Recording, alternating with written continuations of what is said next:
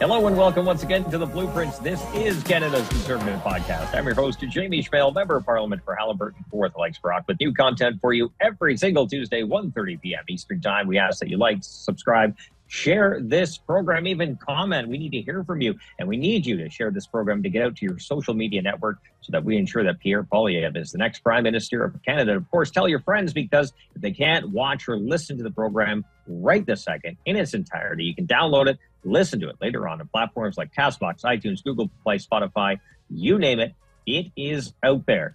We are going to continue the conversation we had last week with another guest, Michael Barrett, the Member of Parliament for Leeds and Grenville, Thousand Island, the Rideau Lakes, also the ethics critic. We're going to bring him on. We haven't had him in a while. We have him back. We're going to continue the conversation we had last week with Stephanie Kusi about this massive increase in spending for government consultants, despite the fact that public civil service has grown exponentially at the same time. So, Michael Barrett, thanks for coming on the show.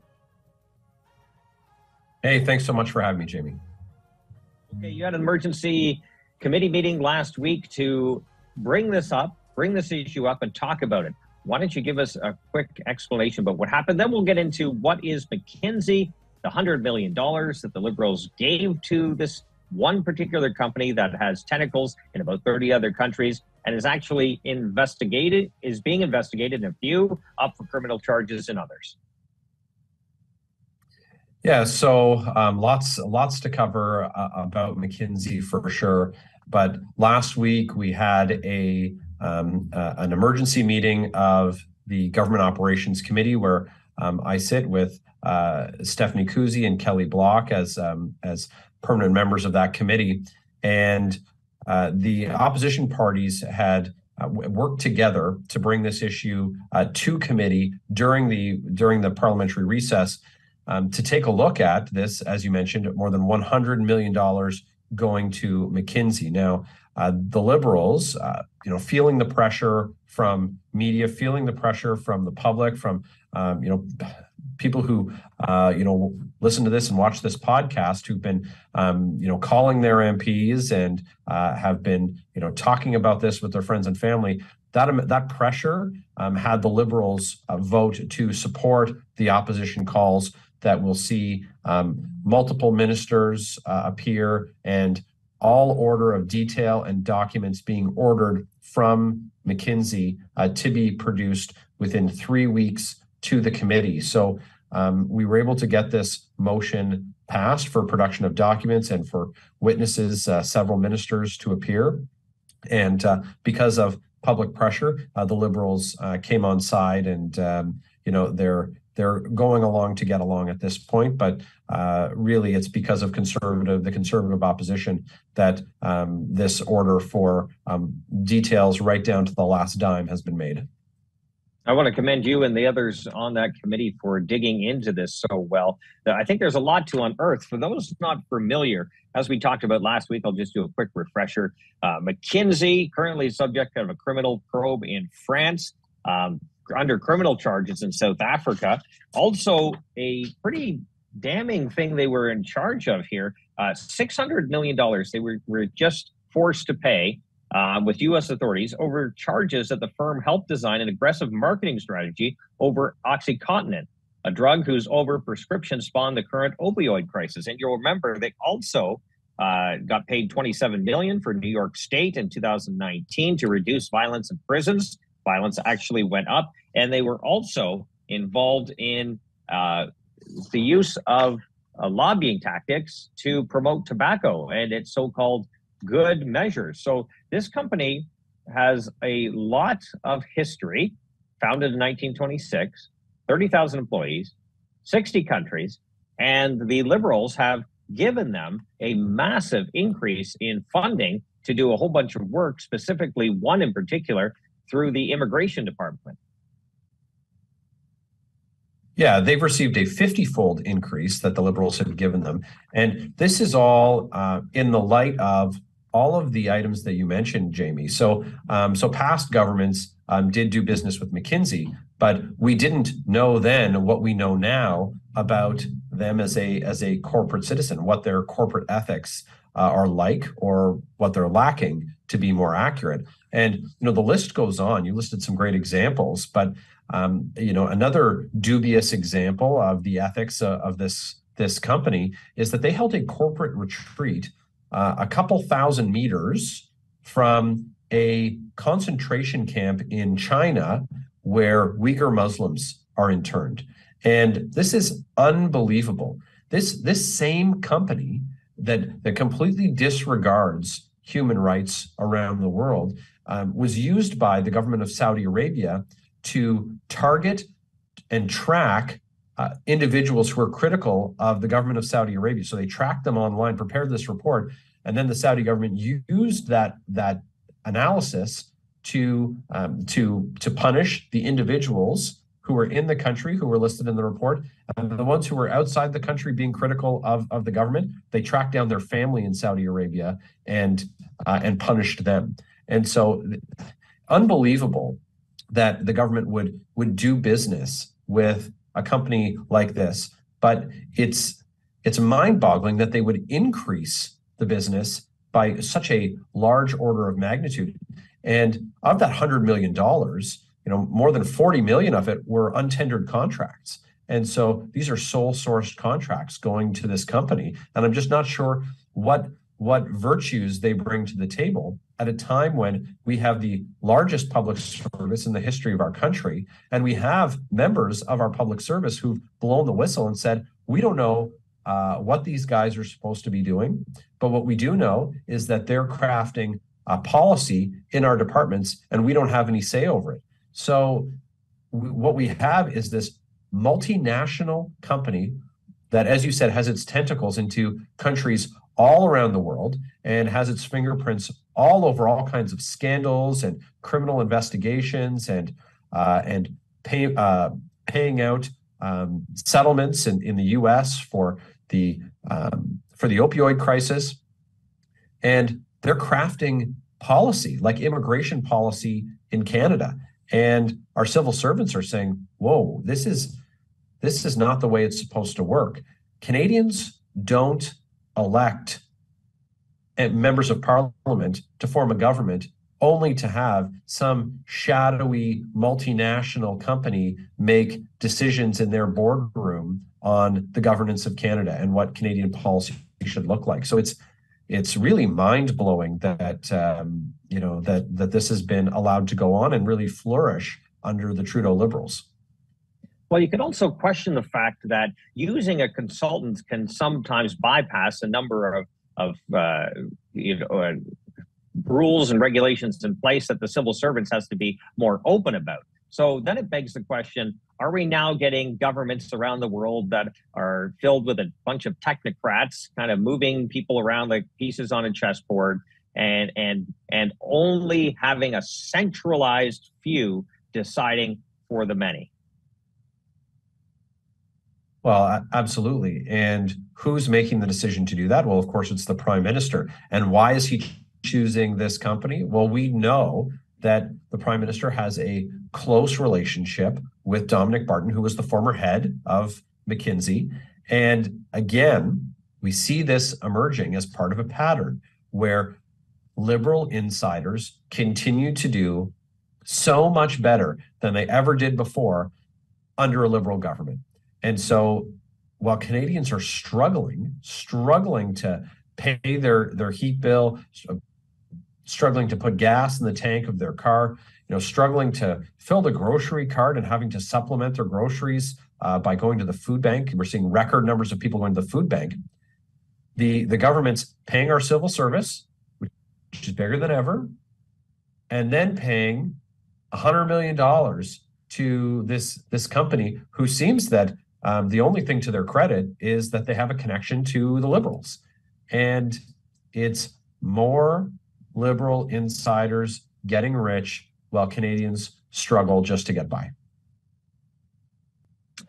So just before Christmas, I think it was Minister Ng was found to be giving tens of thousands of dollars to her buddy to do some work. We saw during the pandemic when things were chaotic, liberal-friendly firms getting money to do things they'd never have. One of those companies was to make ventilators, and they never actually made a ventilator. So, well, as you said, as we're struggling, but this is just a repeat pattern. This is not a one-off. This has been going on over and over and over again.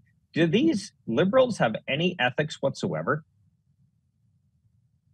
Well, this is a top-down problem. And when the prime minister has been found guilty multiple times of breaking ethics laws and thinks that it's simply sufficient to say sorry, but that there needn't be any other consequence, and that he doesn't need to resign in disgrace, as he should have, that's contagious. It's contagious around his cabinet table, and it's contagious in his caucus. And that's why we've seen these things reoccur. We saw it with his trip to Billionaire Island. We saw it with the prime minister's interference in the criminal prosecution of his friends at the liberal-friendly firm SNC-Lavalin. We saw it when the prime minister's disgraced former finance minister was found guilty of breaking the Ethics Act in the We Charity scandal. We've seen it with his former fisheries minister, Dominic LeBlanc, giving contracts to family members, clam scam. It really is this contagion around the cabinet table that the prime minister has demonstrated that he doesn't think it's a problem if his ministers act unethically, and they only have to say they're sorry if they get caught. And that's why it's so important that the opposition does its job to hold the government accountable. And we've got a really strong team of MPs on the Conservative side. I can say that comfortably, and I can think of no shortage of examples of people in shadow minister portfolios, or people in associate shadow minister portfolios, or sitting around the table at the various committees. Our benches are full of people who are working to get accountability from the government on all orders of things. But as the shadow minister responsible for ethics and accountable government, I got to tell you, it's as if Justin Trudeau and his cabinet want to see just how busy that they can make me, and I'm prepared to do the work. But my goodness, when I hear from Canadians about how disappointed and frustrated they are in this Liberal government, it's no wonder that over the last couple of weeks, we've seen Liberals' fortunes falling in polling and Conservatives on the upswing. It's almost like they can't help themselves, right? Liberals are going to liberal, and this is what they do. But also, this goes to our conversation that we've had many times about why smaller government is better, why taking power away from the well-lawyered and the well-lobbied in the Ottawa bubble is a good thing. Giving communities the ability, giving individuals the opportunity to reach their full potential without being told what to do, how to do it by big government, which keeps saying they know best, but every time they take something under their wings, they make a mess of it. And you can name any file they have right now. How long does it take to get a passport, right? Like even the simplest of services, all the way up to 2 million backlog at the immigration department, veterans still waiting online. We can just go on and on and on. So when we talk about Canada is broken, these are the examples we're talking about. Yeah, absolutely. And the things in Canada that are broken are that way because Justin Trudeau broke them. And they weren't broken before. Our leader, Pierre Poilievre, he talked about this. We had winter in Canada before Justin Trudeau, but it seems like there isn't a travel season that we have now that it's not an unmitigated disaster.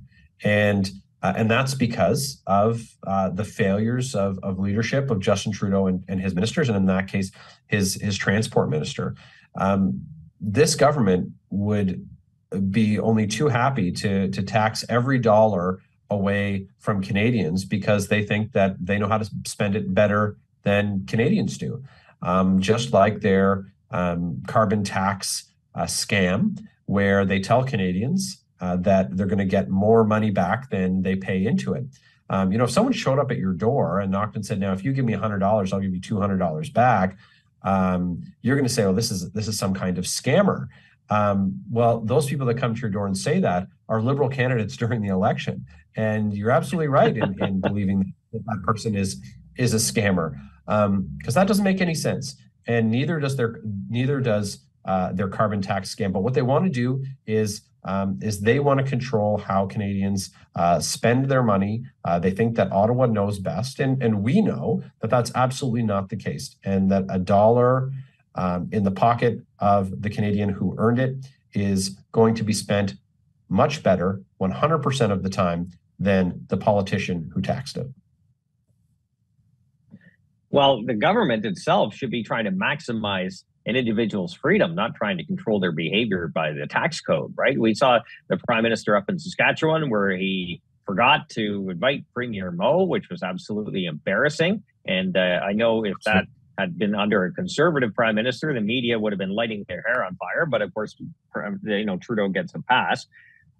Promoting the extraction of rare earth materials at the expense of oil and gas workers, right? Like talking about this transition to green energy. Well, we're not opposed to green energy, but you always add to your portfolio. You add the new technologies, the new innovations that come on the market. You keep adding to them, and then at that point, you can phase out the stuff that might be changing the consumer demand. But you don't say we're going to get rid of our oil and gas workers. Then at the same time, we're going to try to come up with this new technology that isn't proven, isn't reliable, and isn't affordable. And if we get it wrong, well, you're just going to have to suffer through it until we figure it out because we're just so super smart in Ottawa.